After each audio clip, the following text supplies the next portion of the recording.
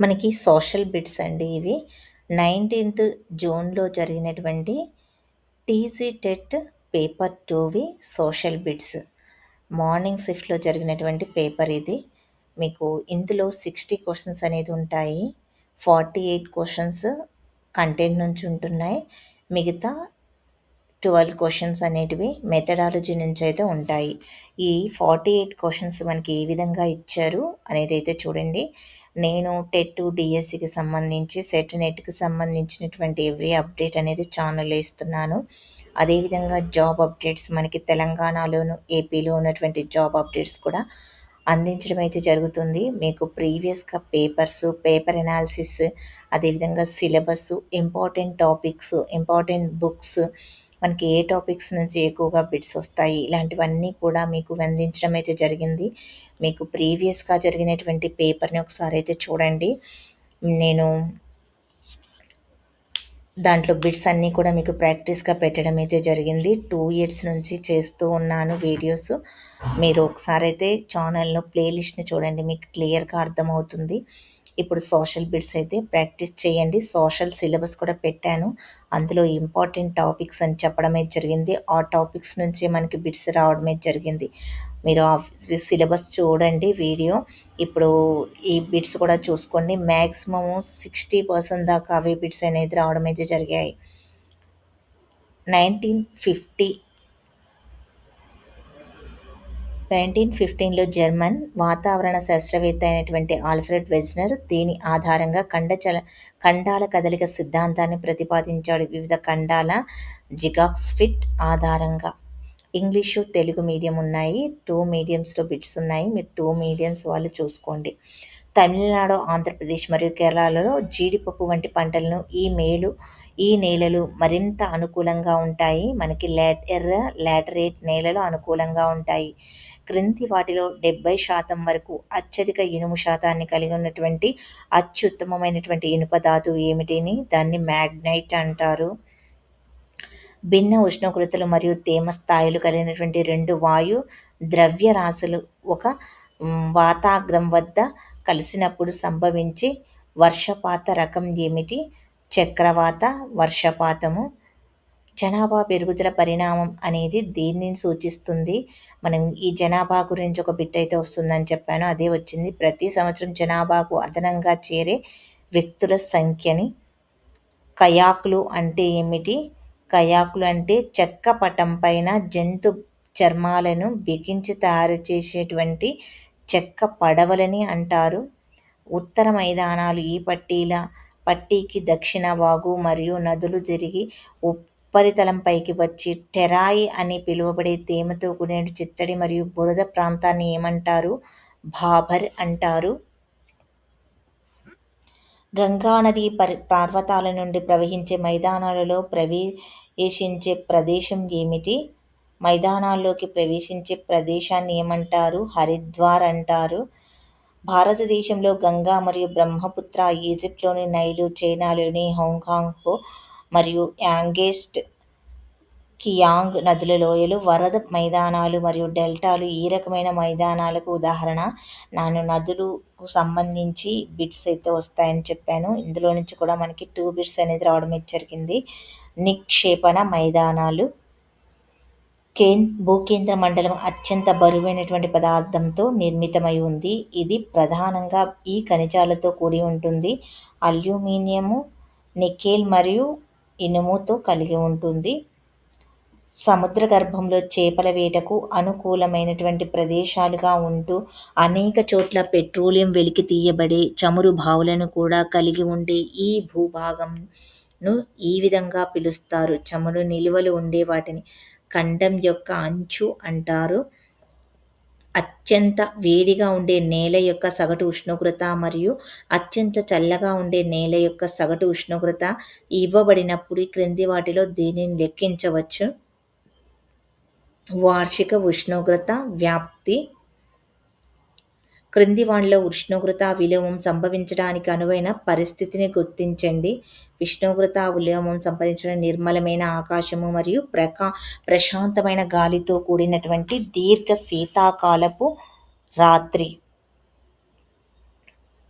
క్రింది వాటిలో భూమి యొక్క ఆల్బిడో దేనిని సూచిస్తుంది? భూమి యొక్క ఆల్బిడో భూమి చేత అంతరిక్షంలోకి తిరిగి పరావర్తనం చెందబడే సౌర వికిరణ శాతాన్ని మనము ఆల్బిడో అంటాము. అట్లాంటిక్ ప్రాంతంలో ఏర్పడే ఉష్ణమండల తుఫానులను వాతావరణ శాస్త్రవేత్తలు ఇలా పిలుస్తారు. అట్లాంటిక్ ప్రాంతంలో ఏర్పడే వాటిని ఏమంటారు? హరికేనులు అంటారు. ఇందు నుంచి ప్రతిసారి టెట్‌లో ఒక బిట్ అనేది వస్తుంది. ఈ అడవులు భూమధ్య రేఖ సమీపంలో మరియు ఉత్తర మండలాలకు దగ్గరగా ఉన్న ప్రాంతాల్లో కనిపిస్తాయి. సతత హరిత అడవుల నుంచి కూడా మనకి బిట్ అనేది రావడం అయితే జరుగుతుంది. గుజరాత్, రాజస్థాన్, మధ్యప్రదేశ్ మరియు మహారాష్ట్ర వంటి రాష్ట్రాల్లో తీవ్రమైన భూక్షీణతకు గల ప్రధాన కారణం ఏంటి? పశువులను అతిగా మేపడం వలన. క్రింది వానిలో రైతులు తీసుకునే దీర్ఘకాలిక రుణం ప్రధానంగా దీనికోసం వినియోగించబడుతుంది. వ్యవసాయ భూముల కొనుగోలు చేయుటకు ప్రభుత్వము బఫర్ నిల్వలను నిర్వహించడం యొక్క ప్రధాన ఉద్దేశం ఏమిటి? ప్రజా పంపిణీ వ్యవస్థకు మద్దతు ఇవ్వడము మరియు ఉత్పత్తి తక్కువగా ఉన్న సమయాలలో అత్యవసర అవసరాలను తీర్చుకోవడం కోసము. ఇతర దేశాలకు ఉద్యోగాలు అవుట్సోర్సింగ్ దేని ఫలితము? ప్రపంచీకరణ ఫలితము.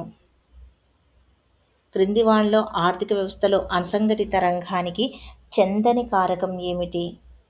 నేను ఈ ప్రపంచీకరణ, ప్రైవేటీకరణ నుంచి బిట్లు అయితే వస్తాయని చెప్పాను. అందులో కూడా వచ్చాయి చూడండి.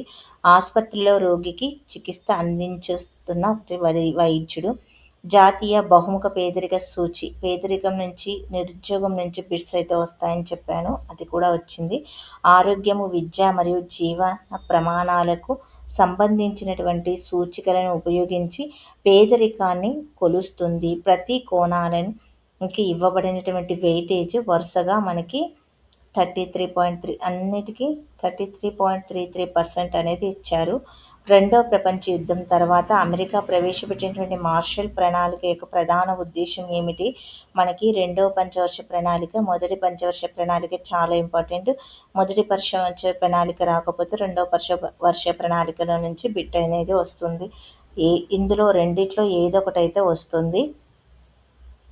యుద్ధం వల్ల దెబ్బతిన్న ఐరోపా దేశాలను పునర్నిర్మించడానికి మరియు కమ్యూనికేషన్ వ్యాప్తిని నిరోధించడానికి ఆర్థిక సహాయం అందించడము.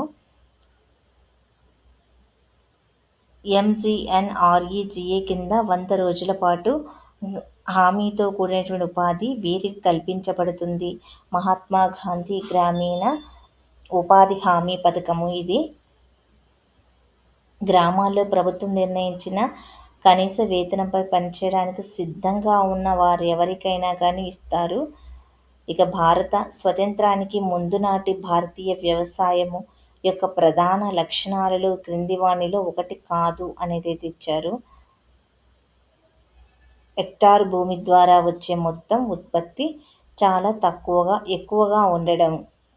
యానాలోని మావో జెడాంగ్ నాయకత్వంలో కమ్యూనిస్టు సోవియట్ పార్టీ ఈ క్రింది వాటిని అంతం చేయడానికి తమ కార్యక్రమాన్ని రూపొందించుకుంది.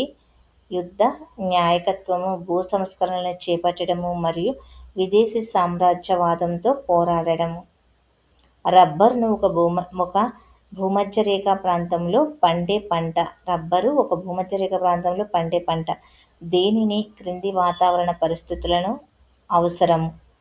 200 సెంటీమీటర్స్ కంటే ఎక్కువ వాతావరణంతో పాటు తేమ మరియు ఆర్ద్రత వాతావరణము. భారతదేశంలో వినియోగ బిల్లు క్రింది అంశాన్ని గుర్తించండి. భారత అసంఘటిత నిధి నుండి నిధులను ఉపసంహరించుకోవడానికి చట్టపరమైనటువంటి అధికారం కలిగి ఉంది. క్రింది వానిలో కరెంటు ఖాతా యొక్క లక్షణం కానిది ఏది అని అడిగారు. ఈ డిపాజిట్లపైన బ్యాంకులు అధిక వడ్డీ రేటును చెల్లిస్తాయి. హైదరాబాద్ నుండి రవి 2024లోని 20 కోట్లు ఆర్జించి 4 కోట్లను ఆదాయపు పన్నుగాను చెల్లించాడు. హైదరాబాద్కే చెందినటువంటి రమేష్ అదే సంవత్సరం 25 కోట్లు ఆర్జించి 5 కోట్లను ఆదాయపు పన్నుగాను చెల్లించాడు. ఇక్కడ ప్రభుత్వం అనుసరించినటువంటి పన్ను విధానం ఏమిటి? అనుపాత పన్ను. నల్లధనం ప్రభావాన్ని అరికట్టడానికి భారత ప్రభుత్వం వివిధ విలువలతో కూడినటువంటి కొత్త కరెన్సీ నోట్లను జారీ చేయాలని యోచిస్తుంది. కానీ పశ్చిమ బెంగాల్ ప్రభుత్వం దానిని వ్యతిరేకిస్తుంది. రాష్ట్ర ప్రభుత్వం కేంద్ర ప్రభుత్వాన్ని వీటిని జారీ చేయకుండా ఆపగలదా? ఆపలేదు. కరెన్సీ నోట్లను జారీ చేయడం కేంద్ర జాబితాలోని అంశము.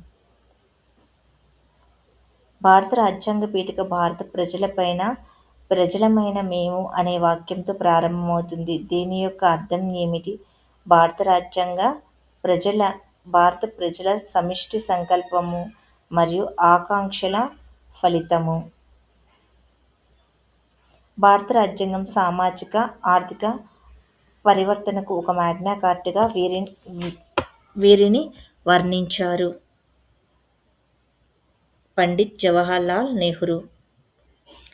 పౌరుల ప్రాథమిక హక్కులను పరిరక్షించడంలో కీలక పాత్ర పోషించే ప్రాథమిక హక్కు ఏది? మనకి రాజ్యాంగ పరిహారపు హక్కు. క్రింది వాటిలో ఒకటి భారత ఎన్నికల సంఘం విధి కానిది. స్థానిక సంస్థలకు ఎన్నికలు నిర్వహించడము అనేది భారత ఎన్నికల సంఘం యొక్క విధి కాదు. ఇది రాష్ట్ర ఎన్నికల సంఘం అనేది నిర్వహిస్తుంది. క్రింది వాటిలో గ్రామసభ యొక్క ప్రధాన బాధ్యతను గుర్తించండి. గ్రామ పంచాయతీ వార్షిక బడ్జెట్ను ఆమోదించడము. పరోక్ష యుద్ధము అనేది పెద్ద దేశాల ప్రత్యక్ష పోరాటాన్ని నివారించి ఇతర దేశాలకు మద్దతు ఇచ్చే యుద్ధము. ఐక్యరాజ్య సమితి చార్టర్ దీనిని మినహాయించి క్రింది లక్ష్యాలను నొక్కి చెప్పింది. సార్వత్రిక విద్య మరియు ఆరోగ్య సదుపాయాల కల్పన. మిఖాయిల్ గోర్బచేవ్ యుఎస్ఎస్ఆర్ గ్లాస్గోస్ పేరుతో దీని కొరకు ఒక సంస్కరణ విధానాన్ని ప్రారంభించింది. మనకి ప్రజలకు మరింత బహిర్గత, పారదర్శకత మరియు భావ ప్రకటన స్వేచ్ఛను కలిగించడము. సుప్రీంకోర్టు న్యాయమూర్తిని పదవి నుండి ఈ సందర్భం తప్ప తొలగించడం సాధ్యం కాదు. మహాభియోగ తీర్మానం ద్వారా తొలగిస్తారు. నిరూపితమైనటువంటి దుష్ప్రవర్తన లేదా అసమర్థత ప్రాతిపదికన రాష్ట్రపతి జారీ చేసిన ఉత్తర్వుల ద్వారా తొలగించడం జరుగుతుంది. 1990లో అమెరికా సంయుక్త రాష్ట్రాలు మరియు సోవియట్ సోషలిస్ట్ రిపబ్లిక్ల యూనియన్ తమ అణ్వాయుధాలను తగ్గించుకోవడానికి ఈ కారణం చేత చర్యలు ప్రారంభించాడు. వేగంగా పెరుగుతున్నటువంటి అణ్వాయుధాల నిల్వ ప్రపంచ వినాశనానికి తీవ్రమైన ముప్పును కలిగిస్తుందని, కావున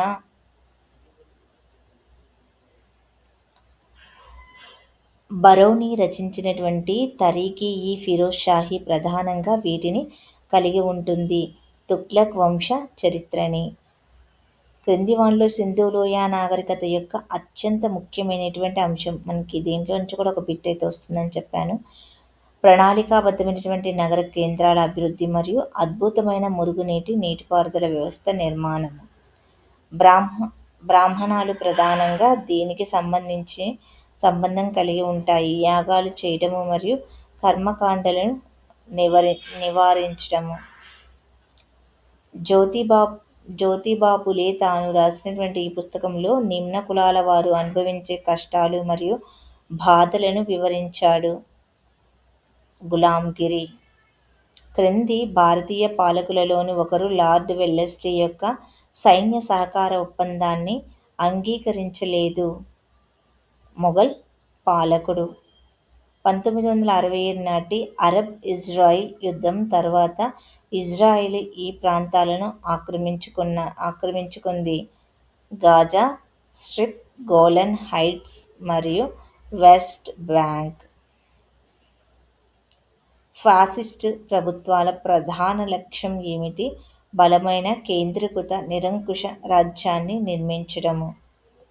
సాంఘిక శాస్త్రంలో వాతావరణాన్ని అధ్యయనం చేయడానికి మనం ఉష్ణోగ్రత, వాతావరణ పీడనము, తేమ మరియు వర్షపాతాన్ని కొలచడానికి థర్మామీటర్, బారోమీటర్, వర్షమాపకాలు మరియు హైగ్రోమీటర్ వంటి శాస్త్రీయ పరికరాలను ఉపయోగిస్తాము. ఈ అంశం సాంఘిక శాస్త్రం ఈ విషయంతో సంబంధం సూచిస్తుంది.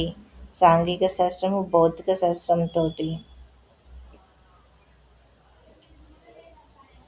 ప్రొఫెసర్ అమర్త్య సేన్కు సంబంధించి క్రింది వాక్యములలోని సరైన వాటిని గుర్తించండి. ఏబి మాత్రమే. సాధారణ లక్ష్యాలు మరియు ప్రవర్తనా లక్ష్యాలు అనునవి వరుసగా విస్తృతమైనవి, నిర్దిష్టమైనవి. ఒక సాంఘిక శాస్త్ర ఉపాధ్యాయుడు విద్యార్థులను ఒక చిత్రాన్ని పరిశీలించి దాని గురించి చర్చించమని అడిగాడు. ఆ కృత్యం విద్యార్థులు ఈ క్రింది విద్యా ప్రమాణాలను సాధించడానికి సహాయపడుతుంది. విషయ అవగాహన, సాంఘిక శాస్త్రాల ఎంపికను సంబంధించి క్రింది వాక్యాలలో సరైన వాటిని గుర్తించండి. ఏసి మాత్రం కరెక్ట్. గ్రాఫ్లు, చార్ట్లు, ఎర్గల్డేల్ అనుభవశంకంలో ఈ అనుభవం క్రిందకు వస్తాయి. దృశ్య సంకేతాలు. ఒక సాంఘిక శాస్త్ర ఉపాధ్యాయుడు మండలంలోని వివిధ గ్రామాల్లో పండించే పంటల గురించి మండల వ్యవసాయ అధికారి నుండి సమాచారాన్ని సేకరించాడు. ఆ సమాచారం ఆధారంగా ఆ గ్రామంలో పంటల విస్తరణను సూచించే పటాలను రూపొందించమని ఉపాధ్యాయుడు విద్యార్థులను కోరాడు. విద్యార్థులు రూపొందించిన పటాలను ఈ రకానికి చెందుతాయి. విస్తరణ పటాలు. చర్చా పద్ధతి ప్రయోజనాలకు సంబంధించి క్రింది వాక్యాలలో సరైన వాటిని గుర్తించండి. ఏసి మాత్రమే. అజంతా మరియు ఎల్లో చిత్రలేఖనాలు మరియు తరంగిణి, రాజతరంగిణి వరుసగా ఈ రకమైనటువంటి చారిత్రక ఆధారాలకి వర్గీకరించబడతాయి. పురాతన ఆధారాలు, సాహిత్య ఆధారాలు. ఒక సాంఘిక శాస్త్ర ఉపాధ్యాయుడు తన 7వ తరగతి విద్యార్థులను స్థానిక బుట్టలు అల్లే ప్రాంతానికి మరియు వెదురు ఉత్పత్తుల దుకాణానికి తీసుకుని వెళ్ళాడు. ఇది దీనికి ఉదాహరణ. విద్యా సంబంధిత ప్రదర్శన. మీ ప్రాంతంలో ప్రజలు జరుపుకునే ఒక పండుగ గురించి రాయండి అను ప్రశ్న ఈ విద్యా ప్రమాణాలను సూచించుటకు ఉద్దేశించింది. ప్రశంస, సున్నితత్వము. క్రింది వాటిలో ఒకటి సంబంధిత కృత్యాల్ని పూర్తి అయ్యాయని తెలుసుకునేందుకు ఉపయోగించేది చెక్ లిస్టులు.